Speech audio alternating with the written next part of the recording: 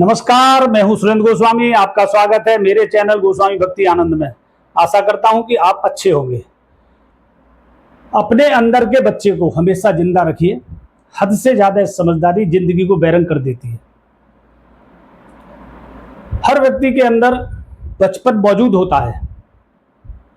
कोई उसको दिखाते रहते हैं, उनका बच्चों वाला स्वभाव है वो दिखता रहता है। कुछ लोग बहुत गंभीर और शांत प्रवृत्ति के होते हैं, उनका बचपन दबा रहता है। अच्छा, कौन ऐसा होगा जिसने बचपन में शरारतें नहीं की होंगी?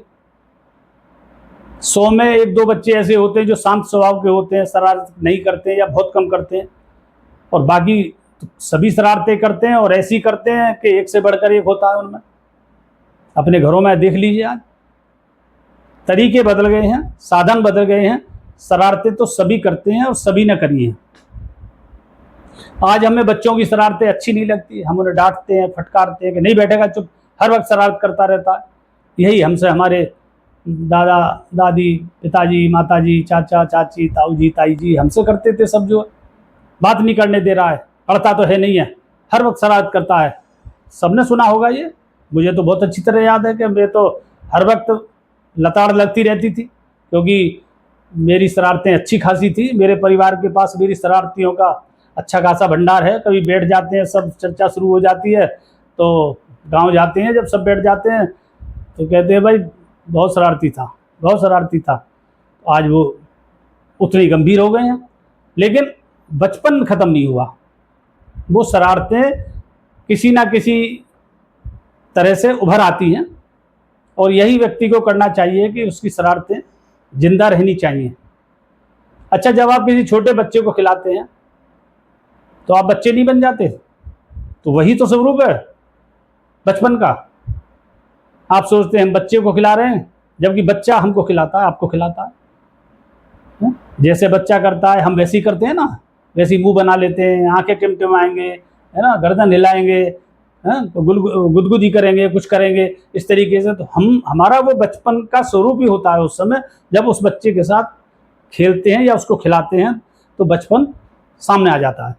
मैं अपने बचपन की शरारत की एक घटना आपको बताता हूँ। हम जब गांव में थे, मैं कक्षा 8 में मैंने प्रवेश लिया ही था, तो उसके बाद वो थोड़ा सर्दी का मौसम आ गया। हाफ स्वेटर की सर्दी थी। मेरे चाचा जी सबसे छोटे वाले दूध का व्यवसाय करते थे, डेयरी पे दूध जाता था। और जब दूध बच जाता था, क्योंकि वो पीछे से भैंस का जो दूध निकलवाने जाते हैं वो लेट आया, तो वो क्या करते थे, उनका एक कमरा था रास्ते के सहारे ना, तो उसमें चबूतरा भी था आगे थोड़ा सा, और दोनों तरफ जंगले थे पुराने ज़माने के, गोल सरिया के। जो लोग गांव से जुड़े हुए हैं वो समझ सकते हैं मेरी इस बात को ना। जिन बच्चों ने गांव नहीं देखा, वो चीज़ें नहीं देखी, तो उनको तो वो तो केवल एक कल्पना कर सकते हैं। तो वो दूध की चौड़ी दीवारें थी, दरवाज़ा था बाहर, और उस कमरे का दरवाज़ा एक अंदर की तरफ था, यानी वो दरवाज़ा बंद हो जाता था। दूध वगैरह रख के जो भी सामान थे दोनों तरफ से बंद, और अंदर जो कमरे थे उनमें वो सोते थे। पहले भी मैंने वो दूध देखा कई बार, कोई बात नहीं हुई, लेकिन एक दिन मैं वहाँ खड़ा था तो मेरी निगाह बाल्टी पे गई और मेरा दिमाग एक्टिव हुआ कि यहाँ से तो दूध पिया जा सकता है। और कैसे पिया जा सकता है? तो मैं दौड़ के, पास में ही मेरी मौसी रहती थी एक, मेरी माताजी की परिवार की थी, तो उनके छप्पड़ उनका था गेहूं के पौधे का। गांव में बहुत बनते थे वो, अब तो छप्पड़ पर बहुत कम रह गए हैं। तो उसका क्या है कि गेहूं के पौधे के जो लगभग 1 फीट या और 10 इंच 8 इंच 10 इंच समथिंग मान लो, गांठ पे से काटो तो वो पूरा पाइप बन जाता था, स्ट्रॉ। तो मैं एक खींच लाया और मैंने उसमें फूंक मार के साफ कर लिया, और दूध बाल्टी में वो जंगले में से डाला, क्योंकि जंगला खुला रहते थे, हवा के लिए भी दूध खराब ना हो, और मुंह में लगाया तो दूध आने लगा। लेकिन वो कम कम आया, मतलब मज़ा नहीं आया, कहने का मतलब ये है। चलो, मैंने कहा अब तो इसी काम चलाओ। अगले दिन फिर मैं 2 लाया खींच के, कि वो तो फेंक दिया था तुरंत ही पी के अलग जा करके। 2 से मैंने वही गांठ पे से काटा और फूंक मार के साफ किया, और 2 से थोड़ा ठीक आने लगा। मैंने कहा फिर भी कम है भाई ये। अगले दिन मैं 4 लाया खींच के। 4 को मैंने गांठ पे से काटा, फूंक मार के साफ किया और बाल्टी में लगा के दूध पिया, तो 4 से भर भर के दूध आया और बड़ा आनंद आया। और जितना पी सकते थे 1 लीटर 1.5 लीटर, ये सब खाना खाने की बात है। और ऐसा नहीं कि दूध अपने यहाँ नहीं था, कई भैंस रहती थी खूब दूध पीते थे, पर एक ये शरारत का हिस्सा था। अब नोटिस करने लगे भाई दूध का निशान तो यहाँ था, दूध निशान छूट जाता है, क्योंकि कुछ देर अगर रखा रहे तो पहले निशान से अगर घट जाएगा तो निशान छूट जाता। या दूध पहले यहाँ तक था, ये कम हो गया, कैसे हो गया पता नहीं। तो ज़्यादा ध्यान नहीं दिया गया कि यार दूध बैठ गया होगा, झाग होंगे, कुछ होगा, ठंडा होगा, हो गया कुछ, ऐसे करके वो चलती रही बात। लेकिन चर्चा होने लगी कि भाई दूध रोज घट रहा है, पहले नहीं होता था ऐसा। एक दिन मैं दूध पी रहा था तो मेरे ताऊजी, बड़े ताऊजी के बेटे, मेरे से छोटे 1.5 साल जो है, भगवान आज वो इस दुनिया में नहीं है, मैं उनकी चर्चा कर रहा हूँ, उन्होंने मुझे पकड़ लिया आगे। अच्छा चाचा जी जब ही कहते हैं कि भाई दूध घट रहा है कहीं, मैं क्या तू भी वहाँ से खींच रहा, मौसी के वहाँ से, तो वो भी ले आया 3-4, हमने पीना शुरू, अब 2 में से घटने लगा। और बड़ा चर्चा हो गई कि साहब भूत पी के जाता कोई दूध, परिवारीजन सब कहने लगे भाई इसमें से तो कोई पी ना सके, बिल्ली नहीं आ सकती, कुत्ता नहीं आ सकता। तो चर्चा होने लगी कि साहब दूध भूत पी जाता है। अब कुछ हंसने लगे, कुछ कहने मानने लगे इस बात को, गांव में भी चर्चा फैल गई कि उनका दूध ये भूत पी जाता है।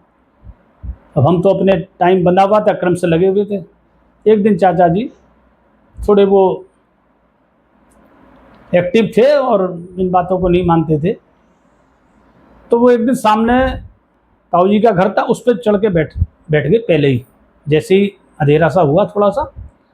हमारा तो अपना समय था, पहले मैं आया फिर दूसरा वो भाई आ गया, दोनों लगे और दोनों ने अपना जो दिन में इंतजाम कर लेते थे, उन पाइप का वहाँ से निकाल लाते थे मौका देख के, और पीने लगे दोनों। चाचा जी उतर के आए, लंबे चौड़े थे बहुत, और पीछे से दोनों के कॉलर पीछे से ऐसे पकड़ लिए। अब हम मुड़ के देखें तो ना मुड़न दे ना कुछ करना। सो एक दिन बोले मैं यूँ ही तो कह रहा था दूध जा कहाँ रहा है, ये हैं भूत, और एक नहीं 2 हैं।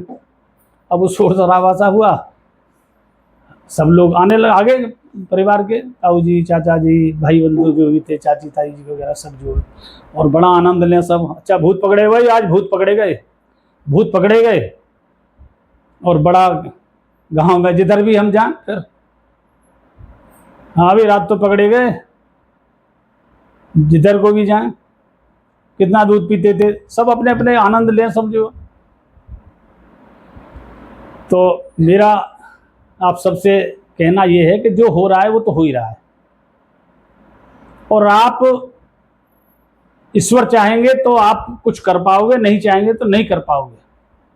सफलता असफलता, लाभ हानि, यश अपयश, जीवन मरण सब विधाता के हाथ है। ये रामचरितमानस में है। रामचरितमानस वाल्मीकि जी ने बोली है और श्री भगवान गणेश ने लिखी है। दोनों ही अपनी जगह सही सच्चे हैं, सत्य है। ना गणेश जी गलत लिख सकते हैं, ना वाल्मीकि जी भगवान गलत बोल सकते हैं। जो बातें एक एक शब्द लिखी गई हैं सब सत्य हैं। तो भगवान का स्मरण करते रहिए और अपने बचपन को स्मरण करते रहिए, थोड़ा थोड़ा बचपना दिखाते रहिए अपनी बातों से, अपने व्यवहार से, है ना। तो भगवान को भी अच्छा लगता है ये, क्योंकि जब बचपन का स्वरूप व्यक्ति से दिखता है ना तो उसमें अहंकार नहीं आ पाता। बचपन का और अहंकार का ये विरोधाभासी हैं दोनों। भाई बच्चों को भगवान का स्वरूप माना जाता है क्योंकि वो अबोध हैं, उन्हें अहंकार का बिल्कुल नहीं पता है। और जैसे ही बड़े हो जाते हैं हम तो भगवान का स्वरूप खत्म हो जाता है, सीधे भैरव जी बन जाते हैं। तो आनंदित रहिए, खुश रहिए, भगवान का स्मरण करिए। भोलेनाथ आपकी सबकी मनोकामना पूरी करेंगे, ऐसा मेरा विश्वास है। वीडियो अच्छी लगे तो लाइक करें, कमेंट करें, शेयर करें और चैनल को सब्सक्राइब जरूर करें। मेरा चैनल गोस्वामी भक्ति आनंद के नाम से है, जरूर जरूर सब्सक्राइब करें। मिलते हैं अगली वीडियो में कुछ ऐसा ही लेकर के। जब तक के लिए नमस्कार, धन्यवाद, आपका दिन शुभ हो।